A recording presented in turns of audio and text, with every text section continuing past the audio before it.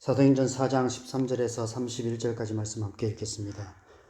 그들이 베드로와 요한이 담대하게 말함을 보고 그들을 본래 학문 없는 범인으로 알았다가 이상히 여기며 또 전에 예수와 함께 있던 줄도 알고 또 병나은 사람이 그들과 함께 서 있는 것을 보고 비난할 말이 없는지라 명하여 공회에서 나가라 하고 서로 의논하여 이르되 이 사람들을 어떻게 할까? 그들로 말미암아 유명한 표적 나타난 것이 예루살렘에 사는 모든 사람에게 알려졌으니 우리도 부인할 수 없는지라. 이것이 민간에 더 퍼지지 못하게 그들을 위협하여 이후에는 이 이름으로 아무에게도 말하지 말게 하자 하고 그들을 불러 경고하여 도무지 예수의 이름으로 말하지도 말고 가르치지도 말라 하니 베드로와 요한이 대답하여 이르되 하나님 앞에서 너희 말을 듣는 것이 하나님의 말씀을 듣는 것보다 옳은가 판단하라. 우리는 보고 들은 것을 말하지 아니할 수 없다 하니 관리들이 백성들 때문에 그들을 어떻게 처벌할지 방법을 찾지 못하고 다시 위협하여 놓아 주었으니 이는 모든 사람이 그 된 일을 보고 하나님께 영광을 돌림이라. 이 표적으로 병난 사람은 40여 세나 되었더라. 사도들이 노임에 그 동료들에게 가서 제사장들과 장로들의 말을 다 알리니 그들이 듣고 한 마음으로 하나님께 소리를 높여 이르되 대주제여 천지와 바다와 그 가운데 만물을 지으신 이시요 또 주의 종 우리 조상 다윗의 입을 통하여 성령으로 말씀하시기를 어찌하여 열방이 분노하며 족속들이 허사를 경영하였는고 세상의 군왕들이 났으며 관리들이 함께 모여 주와 그의 그리스도를 대적하도다 하신 이로소이다. 과연 헤롯과 본디오 빌라도는 이방인과 이스라엘 백성과 합세하여 하나님께 기름 부으신 거룩한 종 예수를 거슬러 하나님의 권능과 뜻대로 이루려고 예정하신 그것을 행하려고 이 성에 모였나이다. 주여 이제도 그들의 위협함을 굽어 보시옵고 또 종들로 하여금 담대히 하나님의 말씀을 전하게 하여 주시오며 손을 내밀어 병을 낫게 하시옵고 표적과 기사가 거룩한 종 예수의 이름으로 이루어지게 하옵소서 하더라. 빌기를 다함에 모인 곳이 진동하더니 우리가 다 성령이 충만하여 담대히 하나님의 말씀을 전하니라. 아멘. 베드로와 요한이 산헤드린 공회 앞에서 담대하게 예수 그리스도의 이름을 증거하고 있습니다. 너희가 십자가에 못 박고 하나님이 죽은 자 가운데서 살리신 나사렛 예수 그리스도의 이름 외에 천하 사람 중에 구원을 받을 만한 다른 이름을 우리에게 주신 일이 없다라고 선포합니다. 산헤드린 공회는 유대인들의 최고 지도자들의 모임으로 예수님을 십자가에 못 박아 죽이는 일에 앞장섰던 바리새인들의 지도자와 부활이 없다고 주장하는 현세적인 종교 교리로 똘똘 뭉친 사두개인들의 지도자들이 주축을 이루고 있었습니다. 그들을 향해 지금 베드로와 요한이 겁도 없이 예수님의 죽음과 부활을 증거하고 있는 것입니다. 오늘 말씀을 보면 너무도 담대하고 당당하고 확신에 찬 두 사람의 모습 앞에 오히려 그들이 당황하여 한 발짝 뒤로 물러서고 있는 것을 보게 됩니다.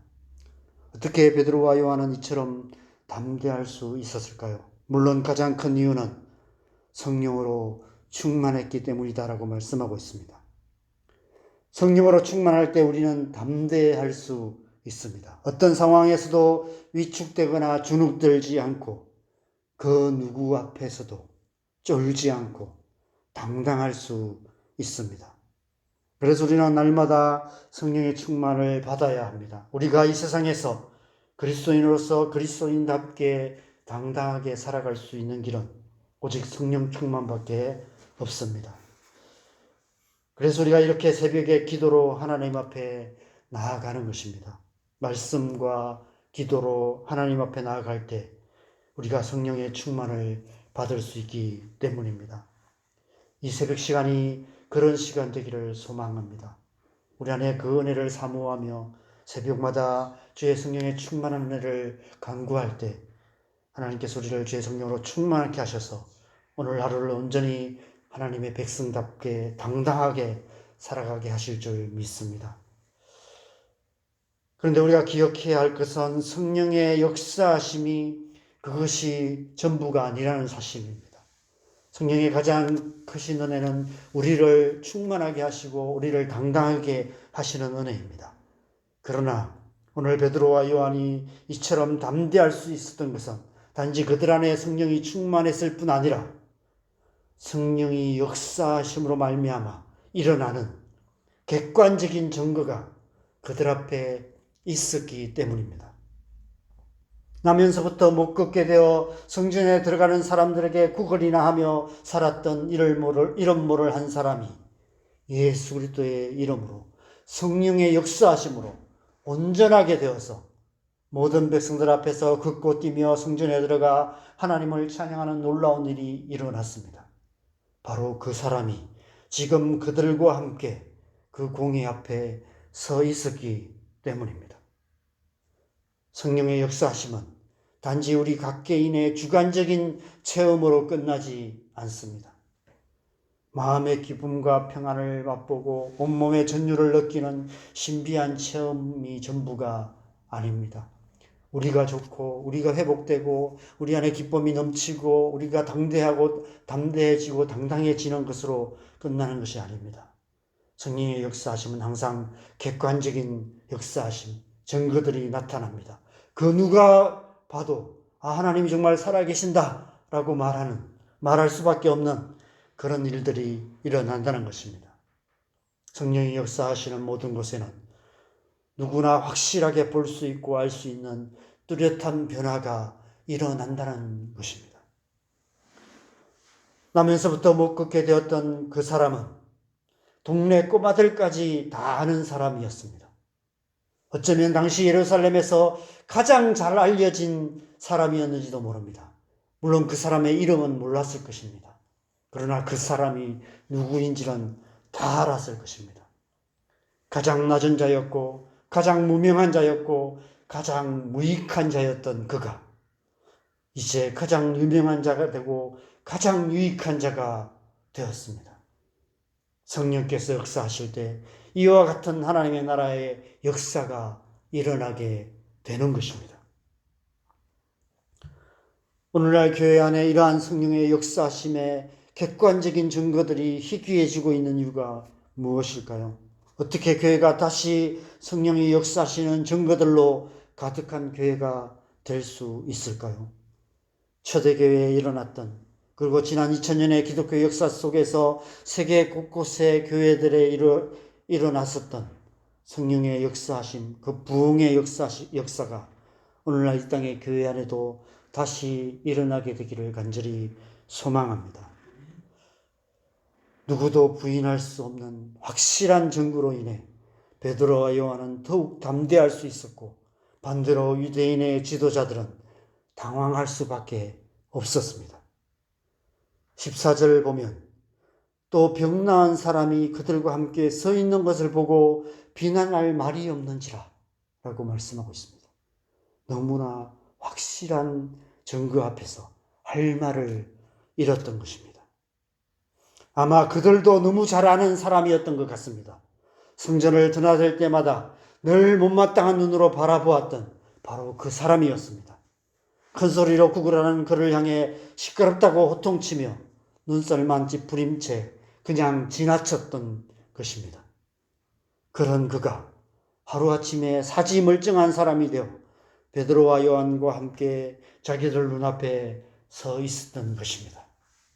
도무지 부인할 수 없는 빼박인 증거 앞에서 그들도 어찌할 바를 몰랐던 것 같습니다. 그래서 잠시 그들을 공회 밖으로 내보내고 급히 대책회의를 했습니다. 더 심각한 문제는 모든 백성이 다 알았다는 사실입니다. 어제 말씀을 보면 그로 인해 믿는 자가 남자만 5천 명이나 되었다라고 기록하고 있습니다. 그래서 16절을 보면 이 사람들을 어떻게 할까? 그들로 말미암아 유명한 표적 나타난 것이 예루살렘에 사는 모든 사람에게 알려졌으니 우리도 부인할 수 없는지라. 그들조차도 부인할 수 없게 된 사건이 일어난 것입니다. 이런 상황에서 그들이 할 수 있는 것이라고는 자기들이 가진 권세로 겁을 주어서 그들의 입을 막는 것 뿐이었지만 그 역시도 소용없는 짓이었습니다.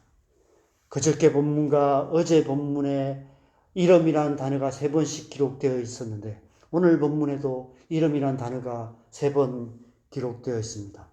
오늘 본문에도 17절 18절에 보면 그 이름으로 아무에게도 말하지 말라라고 협박하면서 2번 이름이라는 단어가 기록되어 있습니다.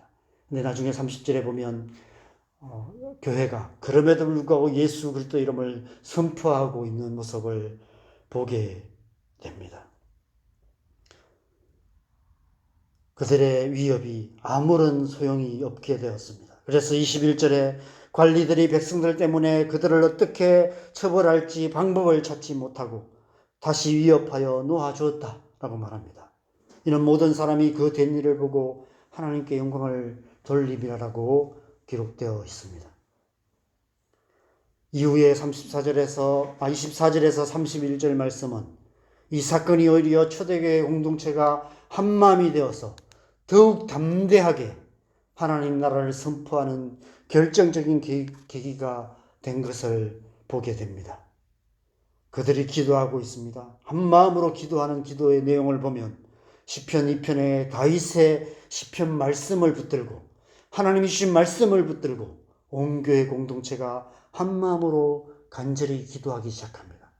여러분, 교회 공동체가 하나님의 약속을 붙들고 한마음으로 기도하면, 전심으로 기도하면 어떤 일이 일어나게 됩니까? 하나님의 성령이 역사하십니다. 31절에 놀라운 일이 일어납니다. 31절 같이 읽겠습니다. 빌기를 다하매 모인 곳이 진동하더니 무리가 다 성령이 충만하여 담대히 하나님의 말씀을 전하니라. 교회 공동체가 한마음이 되어 말씀과 기도로 하나님 앞에 나아갔고 모인 곳이 진동하는 강력한 성령의 임재가 나타났던 것입니다. 하나님의 나라가 이 땅을 뒤흔들고 있는 상징적인 모습으로 나타나고 있는 것을 보게 됩니다. 이 시대의 이 땅의 교회 안에도 이러한 성령의 강력한 역사하심이 나타나게 되기를 간절히 소망합니다. 우리가 오래전에 눈물을 흘리며 함께 불렀던 부흥 이천이라는 찬양의 가사가 생각납니다. 우리가 그때 성령의 역사하심을 간구하며 눈물을 흘리며 이 찬양을 했던 것 같습니다. 오소서 진리의 성령님 이 땅 흔들며 임하소서. 2000년도인가 2001년도인가 우리 창원 실내체육관에서 열렸던 부흥 콘서트, 부흥 집회에 저도 참석했던 기억이 납니다. 그때 제가 안식년으로 창원에 와 있을 때였던 것 같습니다. 그때 열렸던 이 부흥 콘서트에 참석했는데 그때 창원 실내체육관에 거의 꽉 찼던 것 같아요. 10,000명 이상, 20,000명 가까이 모였지 않았을까 싶습니다. 그때 이 땅의 교회들이 다 모여서 이 땅에 부흥 주시기를 간절히 기도하며 눈물로 이 찬양을 불렀던 기억이 납니다. 그때로부터 어느새 24년이 지난 것 같습니다. 20년 이상이 훨씬 지난 2024년을 살아가고 있습니다. 그럼에도 불구하고 우리는 이 찬양을 잊을 수가 없습니다. 여전히 우리 안에 이 소망이 있는 것 같습니다. 여전히 이 땅을 뒤흔드는 성령의 역사하심이 나타나기를, 그 부흥이 일어나기를 우리는 간구하고 있습니다. 어쩌면 오늘날 우리는 이러한 성령의 역사하심에 대해서 지식으로만 알고 있는지도 모른다는 생각이 듭니다. 그냥 귀로 듣고 알고 있는, 그런 일이 있었다라고 소문만으로 알고 있는 그런 역사가 우리의 눈앞에 나타나기를 소망합니다.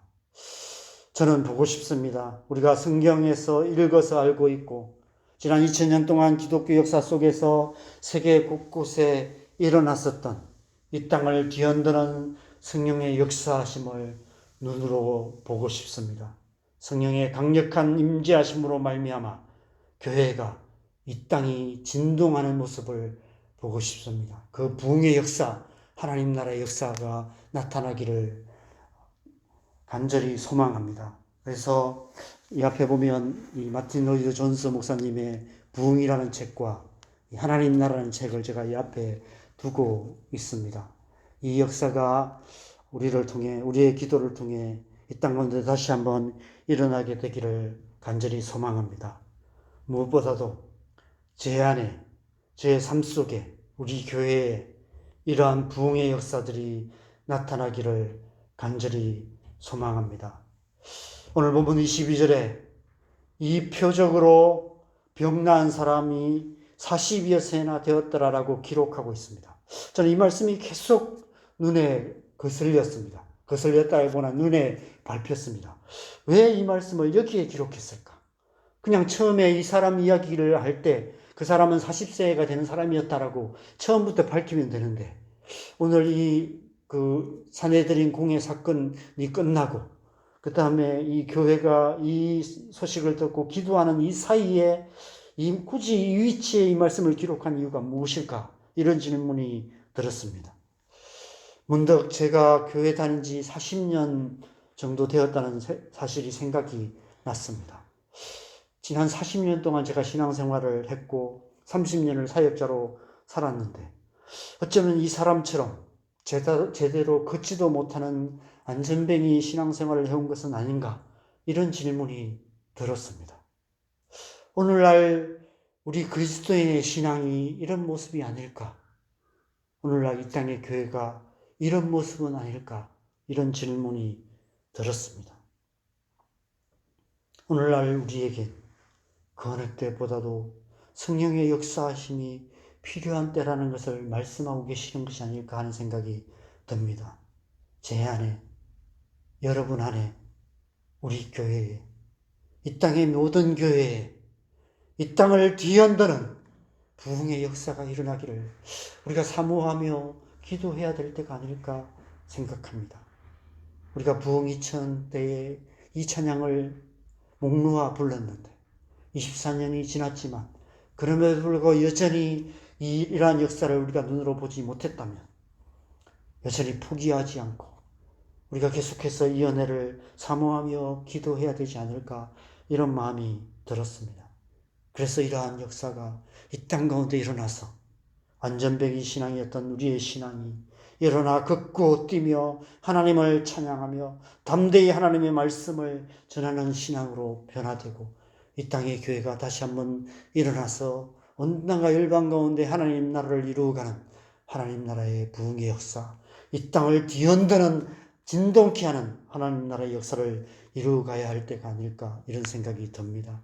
그래서 우리가 더 간절한 마음으로 우리가 새벽마다 기도했으면 좋겠습니다. 이 새벽에 우리가 와서 기도해야 될 많은 기도 제목들이 있습니다. 우리 개인적인 기도 제목도 있고 우리 자녀들을 위한 기도도 있고 우리의 가정을 위해서 또 이 나라와 이 민족을 위한 많은 기도들이 있지만 그 무엇보다도 우리가 간절히 기도해야 될 것이 있다면 다시 한번 이 땅 가운데 성령의 불이 임하시도록 하나님의 은혜가 이 땅을 뒤흔들며 임하시고 역사하심으로 말미암아 먼저 우리로부터 깨어지고 우리가 다시 한번 일어나게 되고 우리의 교회가 일어나고 이 땅의 교회들이 다시 한번 일어나 하나님 나라의 역사를 이루어가는 부흥의 역사들이 이 땅 가운데 일어나게 되도록 우리가 간절히 사모하며 기도하는 그런 새벽 되었으면 좋겠습니다. 이 새벽에 우리가 기도하십시다. 하나님, 우리가 부흥을 사모합니다. 하나님, 초대교회에 있었던 이 부흥의 역사가 오늘날 우리 가운데 일어나기를 소망합니다. 주님, 2000년의 기독교 역사 속에 세계 곳곳에 역사하셨던 그 부흥의 역사, 평양에 주셨던 100여 년 전에 평양에 일어났던 그 부흥의 역사 역사들이 다시 한번 이 땅 가운데 역사되도록, 이 땅을 뒤흔들며 성령의 역사가 나타나게 될 수 있도록 먼저 우리 안에, 우리 교회 안에, 이 땅의 교회들 가운데 하나님의 성령을 부어주셔서 안전뱅이 신앙인 같은 우리의 신앙이 다시 한번 일어나 긋고 뛰며 하나님을 찬양하며 담대히 주님의 말씀을 전하는 그런 신앙 되어질 수 있도록, 그래서 하나님의 나라 역사를 이루어가는 우리의 신앙 되고 우리의 교회 될 수 있도록 하나님의 성령의 은혜를 구하며 시간 간절히 주님 앞에 기도하시겠습니다. 기도하십시다.